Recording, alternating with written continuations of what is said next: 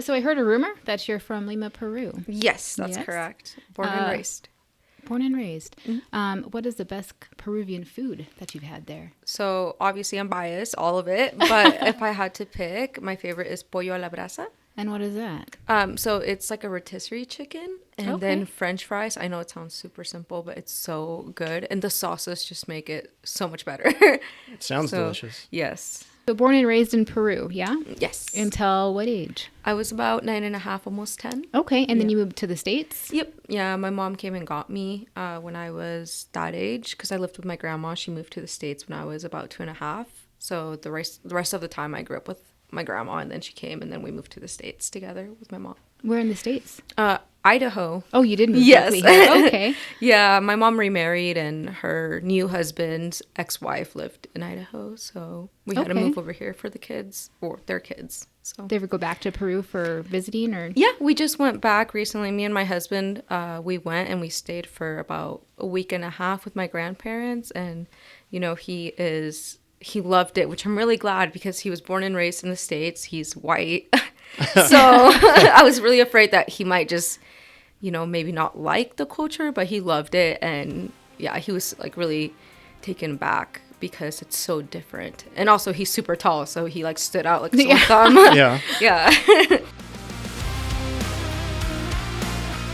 Good morning, and welcome to GI and a Cup of Joe. I'm your co-host, Annie T. And I am Justin C. In this podcast, we like to take off the rank and get right down to just being a regular person who made a random decision to wear a uniform in the Idaho Army National Guard. All of us come from very different backgrounds, but we do have one common goal: to better our future. Not just to better our future for ourselves, but for our families and the ones we love. Officially, we are Command Sergeant Major Justin Cole and Sergeant First Class Annie Torres, but honestly, I'm just a regular girl. And I'm just a regular dude. Today, we are talking to officially Sergeant Ingrid Sanchez. Yes. Okay. Yep. But honestly, it's just Ingrid, just like you're Annie, and I'm Justin. So let's go back to high school. Did you go to high school in Peru? No. Well, no. So I did do my 8th grade in Peru because I did go back and stayed for a year. But I did the rest of my time at Twin Falls High School. Ruins. Another Twin Falls High School. Yep. Okay, when did you graduate? 2014, a while ago. Okay. So what kind of student were you? I would say I was a pretty good student. I was in the National Honor Society. I was in the finance side of things. I really enjoyed learning about accounting and stuff. I for sure didn't expect me to join the military. That was the last thing I'd wanted to do because I would always see the military recruiters at the school. And I'm like, oh, yeah, no, I'm good. Thank you. And I would skip them. Yeah. I'm like, don't talk to me. Who was your recruiter? It was Sergeant Rock and Sergeant Middlestat. Oh, nice. Yeah. Nice. Yeah. Yeah. So did you do any sports in high school, or was it mostly academics? I did cheer for a year, but mostly academics. I'm not very coordinated. What were your favorite subjects in school? For sure, math. I love math. And the reason behind that is because when I first moved to the States, I didn't speak any English. So math is the same everywhere. So that's the only thing I could really understand at the time when I didn't speak anything. Yeah, you think about it, but it makes total sense. Yeah, total sense. It was fun. Yeah, I love math. Still do to this day. That's like 3 people in a row that loved math. I hated math. Yeah, typically, and I thought there was some correlation. Like the guys like history, right? Yeah. And then it was weird because after today's first podcast, there was somebody else that liked theater arts. Yeah. And then cool. There's a lot of third similarities. Math. Yeah, I'm surprised because I feel like anyone I talk to always hates math. So I love it. Did you have any hobbies growing up while you were in high school? Yes. So I've been really into anime my whole life. I feel like everyone is mostly nowadays, at least the younger kids are. Yeah, for sure. But just I like reading a lot, watching anime, like I said. And I like exercising. I know it's weird. I don't like lifting weights. I enjoy walking, hiking, stuff like that. Okay. Outdoorsy stuff? Yep. Mm-hmm. Are you a skier? No, I do want to try it, but I'm not coordinated. So usually I go sledding, which is still fun. Sledding's safe. Yeah. But yeah, no, that's my husband, on the other hand. He has like so many hobbies. He drums and he's always trying new things. I kind of wish I was more like that, but I like what I know and I stick with it, which I know need to kind of like branch out of that. So. Are there good places to hike in Peru? Oh my gosh, Machu Picchu. I'm sure you Oh, guys yeah, have of heard of course. it. It's a big one. It's so beautiful. The air is like the cleanest air ever, which I know that's kind of a weird thing to point out, but you could just feel the pureness in the air. That is one of the places on my bucket list to go. Yeah. Is Peru. And people are just so kind over there too. They just love to meet people from different countries. So they get excited.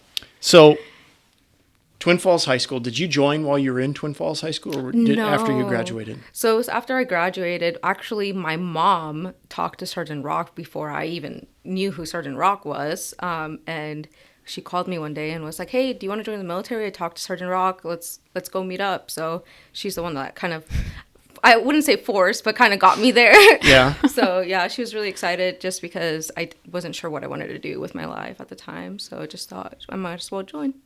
So, prior to like signing on the dotted line and your mom saying military service, what are you thinking? Like in your head, what job is popping up? I was thinking paralegal, 92 Alpha, or warehouse operations. I thought I was going to the naive part of me thought I was going to like work and find out if aliens were real. So for sure. I mean, so that's kind of what I was thinking. But now I'm a 42 Alpha, human resources. So I enjoy it a lot. Yeah. Mm-hmm.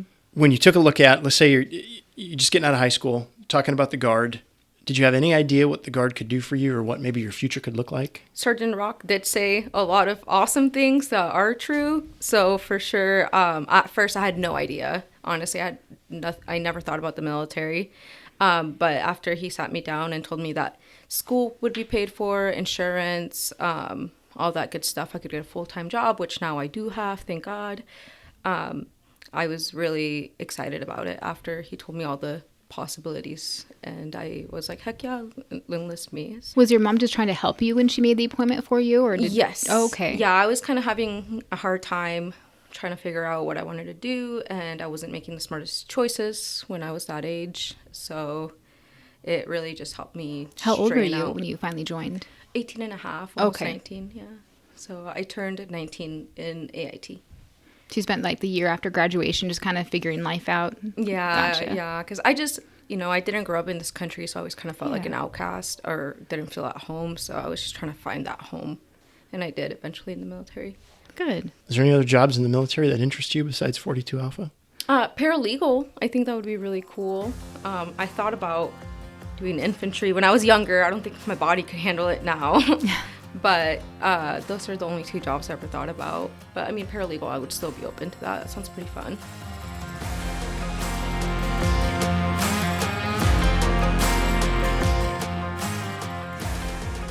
So let's talk about some military accomplishments.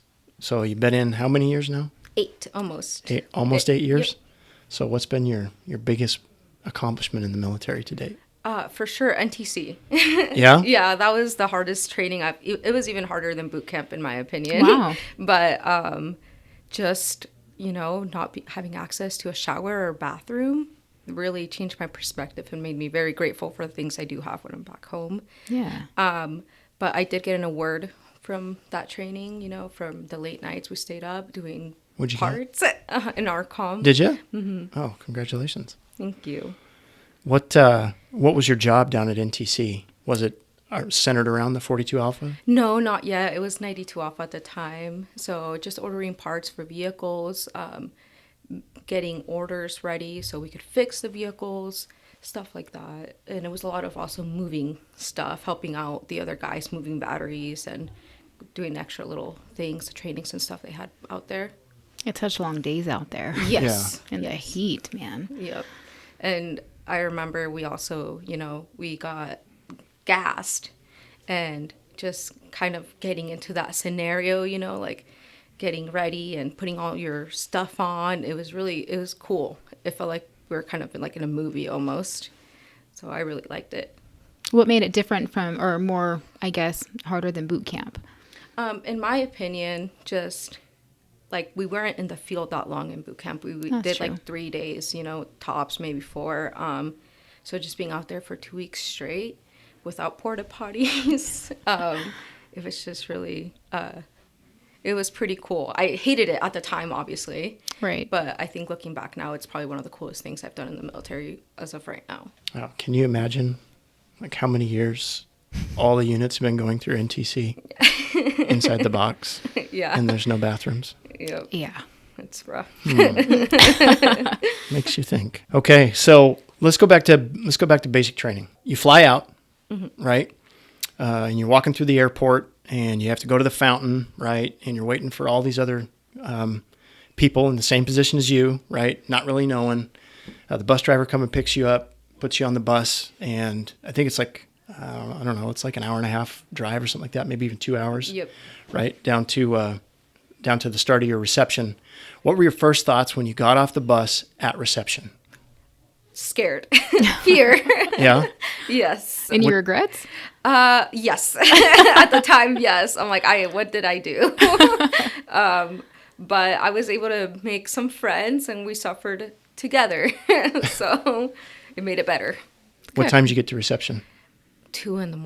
Oh, yeah. that's And I disgusting. could not sleep the whole way either. Like, I didn't sleep on the bus, and I didn't sleep on the plane, so I was exhausted. But it was a good time overall, looking back now. Yeah, it's always like hindsight. Oh, it was so great. Yeah. Right? Not the words I would use. Yeah. How long was your red phase? It was, I believe, 3 weeks. 3 weeks? Yes. Okay. So you've just graduated red phase, right? And let's say you're going to the PX, right?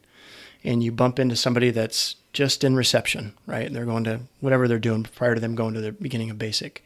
What advice would you give that brand new soldier who hasn't even started red phase yet? You'll get through it. Yeah. Great advice. That's perfect. Right? The sun will come up tomorrow, Yes. I promise. And that's how I got through boot camp, just remembering it's going to be over. Eventually, you'll be over. So, It'll all be worth it. Yep. Yep. At what point, what phase, what week, what day did you realize I got this?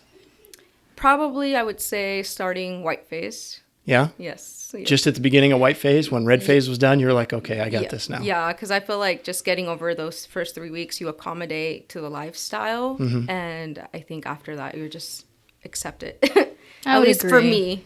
me. I was the same way. Like, Yeah. red phase was horrible, but once I got to white phase, I'm like, okay, I Yeah. got this. Yep. Yeah. Now you might as well just finish. Yep. It. Now we're through. I don't want to do Yep. this again, so I'm Yep. going to finish.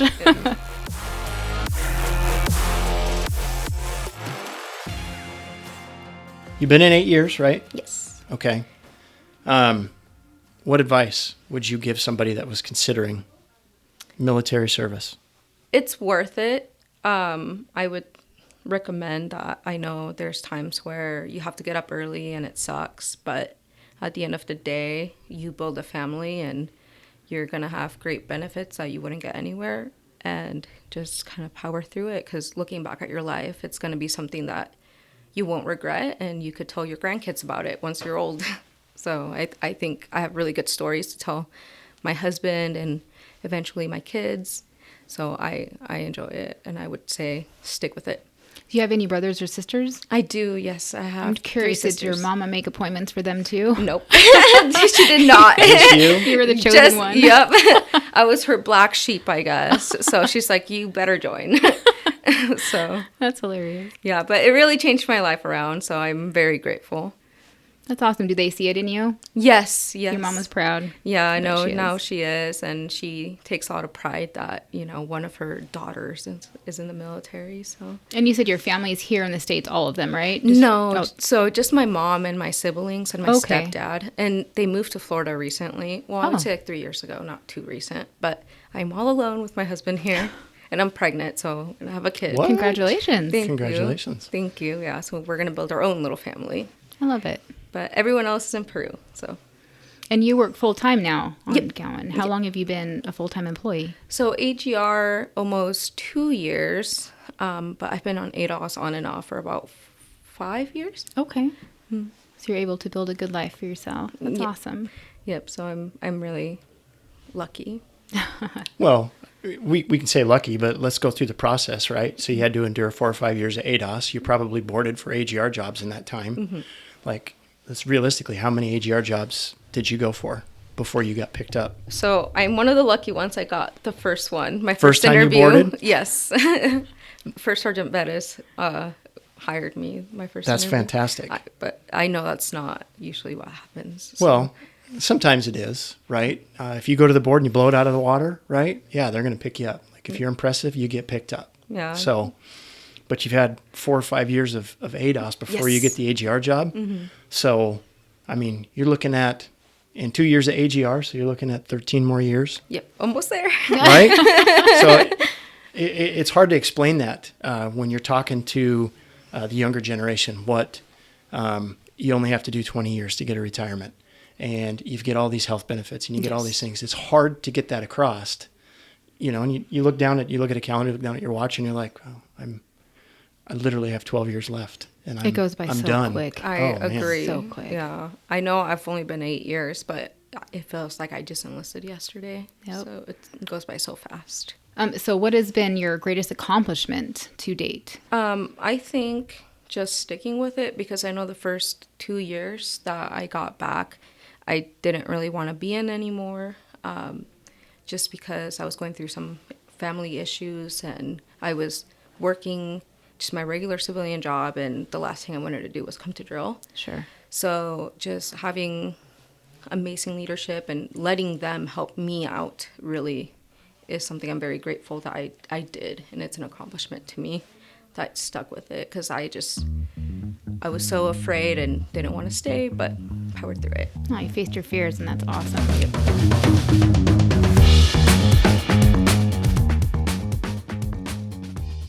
If you could give high school students who are unsure about their future one piece of advice, what would that be? One piece of advice would be that it's okay if you don't know what you want to do, because I feel like that is something that was pressured on me, that I need to know what I wanted to do. Even though I had really good grades, I still wasn't sure. So just, it's okay, and take time for yourself to really understand what you want to do, because you don't want to get stuck doing something you hate. I agree. And I wish somebody would have told me that when I was in high school, because I feel that I went to college for my first year because of expectations of other people. And it's not something that I wanted to do. I went to college and I tried my first semester, and my second semester, I did not care. 3.7 to a 1.7 GPA. Just didn't care because I didn't want to be there. Yeah. So it took me a minute to figure out what I wanted to do. But I think that's super important, because it is okay. It is okay to not know or not understand what there is in life for you. Yeah, absolutely. And I think, too, that there's a lot of times where people just expect you, or your parents expect you to go straight into college when you're unsure. I think it's better to take time and decide what you want to do. So when you do go to college, you're passionate about what you're doing, and you're not just there to show face for your parents. I agree. Or if my dad would say, so I wouldn't waste his money in college. Right. Yeah, exactly. We get to this point in the podcast and we have to ask you kind of a controversial question. Okay. Sasquatch. Is he real? I think so, just because of the new videos I've seen on TikTok. Yeah? Yeah. I've seen some videos on there, and I'm like, yeah, they're real. Is he a thing in Peru? No, he isn't. But there's things like him. There's like chupacabra, which Mexicans also believe in. Okay. So there's a lot of superstitious things also in Peru. Sasquatch's cousin, clearly. Well, yeah. They're related. So. Oh, we have some grass. Sorry. Yep. We stepped on the Smart Major's grass just a little bit. We need to clarify some acronyms. We've explained in previous podcasts like what red phase is in boot camp, but do you want to review that again? Yeah. So now basic training has 4 phases. Previously it was 3, but the first phase is yellow phase, which kind of encompasses your RSP.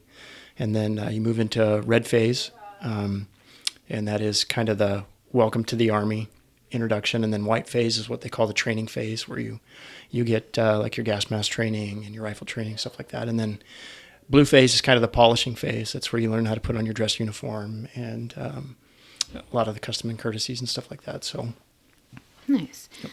And then you got an ARCOM award, you said? Yes. What is an ARCOM? What's the easiest way to explain that? There's like 3 different, there's multiple phases, but the first award you can get is an AAM, which is Army Achievement Medal. Okay. And then the second one would be an ARCOM, which is the Army Accommodation Medal. Okay, so it's kind of like a level 2 medal. Yep. Perfect. And then you talked about being a 42 Alpha, which I think you explained is personnel. Yep, human resources. Human resources. And then you spoke about being inside the box at NTC. Yeah, so the NTC is the National Training Center, and it's Fort Ord, California, and its entire purpose is to evaluate the legitimacy and the lethality of military units. It's basically a bunch of guys in the active duty Army run around with clipboards, and they're checking the box to see just how awesome you are at all the things that you say you're awesome at as a brigade size unit. So in the box down at NTC is where the evaluation takes place. Okay. So I don't know the exact square mileage, but it's this massive Yeah, it's pretty area. big. You get lost so easily. But there's no cell phones. There's nothing but military communication down there. So it sucks. Sounds fun. It's for sure different Yeah. from so much To be technology. clear, that is not on my bucket list. No. No. Yeah, I think that's it. Yeah, thank you. We appreciate Thank it. you All so right, much. thank you. Well, that's all the time we have for today. We'd like to thank our guests and our production crew for their time. Join us every Wednesday here on GI and a Cup of Joe. See you next week.